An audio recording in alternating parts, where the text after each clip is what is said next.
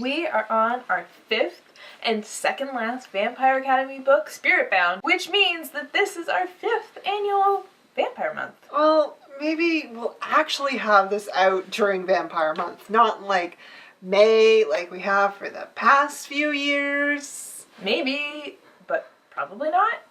Happy May, everyone! We came off of the powerhouse 5th book where Rose went hunting Strigoi in Russia and managed to track down Dmitri. But he captured her, and after months of captivity and slowly being weakened, she managed to make an escape and nearly staked Dmitri. This book, the stakes are lower.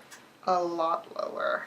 Rose has finally returned to complete her exams and become a full-fledged guardian, her life's dream. But because of Rose's lack of accountability, it seems unlikely that she's going to be able to guard Lissa like she had always hoped she would. Rose and Lissa move back to the royal court where Rose works on following up on a lead of someone who managed to transform Mr. Goy back to human. But it's a difficult lead to follow up on. The only person who knows the whereabouts of Robert Doru is Victor, Lissa's scheming uncle from the first book, who is now in a high-security prison. And Rose is determined to get the information one way or the other, so that means prison break! And when Rose finally does learn how to turn a Strigoi back, it turns out it requires a risk that she is unwilling to take, letting Lissa near a Strigoi. Meanwhile, on the political side of things, the Morai are voting on something and no one knows quite what it is, but it's more important than Rose thinks. And then it turns out that Lissa's father, Eric, was hiding things before he died, and his secrets are about to be revealed. Ooh, tell me more!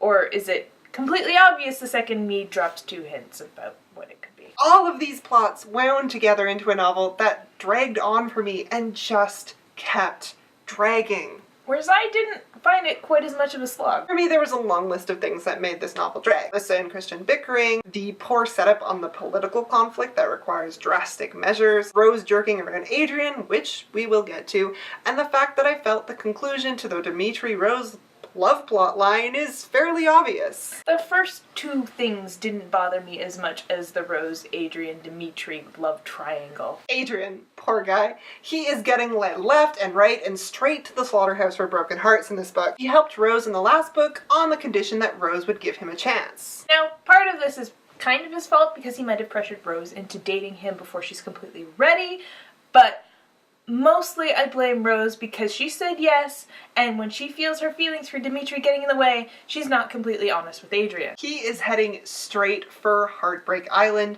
a one-way ticket, only no single supplement. So you spend a lot of the book just going, oh no, Adrian's gonna get hit by a train emotionally. Or maybe not even emotionally. At this point, he could literally get hit by a train to get him out of the way so that Rose and Dmitri could be together. That's the level of cliche we're working with here. One of the more amusing parts of this book is where Rose thinks that if Dmitri gets turned back, then everything could just go back to the way things were. That Dmitri will just go back to being the same person he was before. Rose is in for a rude awakening because there is no way that somebody could go from being an unwilling killing machine of darkness and torture and then just go back to their old life like it was nothing. And if he did just pop back with no problem, then he would probably be a psychopath. It never hit me until Spiritbound how important Lissa is to the plot and the general goings-on in the vampire world, but how little Rose and Lissa actually interact. I mean, sure, Rose jumps into Lissa's head a bunch of times, but they almost never sit down and just have a conversation about how they feel or make any plans. I mean, for supposedly being best friends, Rose is usually withholding key, important information from Lissa and doing everything she can to keep her away from anything interesting that Rose is involved in. Lissa managed to wrestle away a little bit more agency in Spiritbound, despite Rose doing her best efforts to stop her, but I still say the poor girl is shortchanged. Of all the books in this series, this one felt most like a middle book to me. It was just meant to set up the finale. It does end in a dramatic place, but it is not quite the cliffhanger it wants to be. And now that Spiritbound is done, that just leaves one more book in this series. Holy crap. There is a bunch of stuff that we couldn't talk about because of spoilers.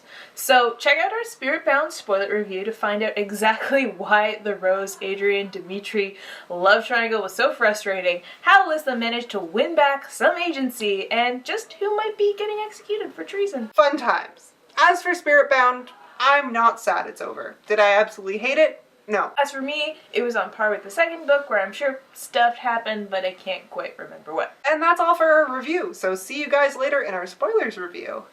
Bye!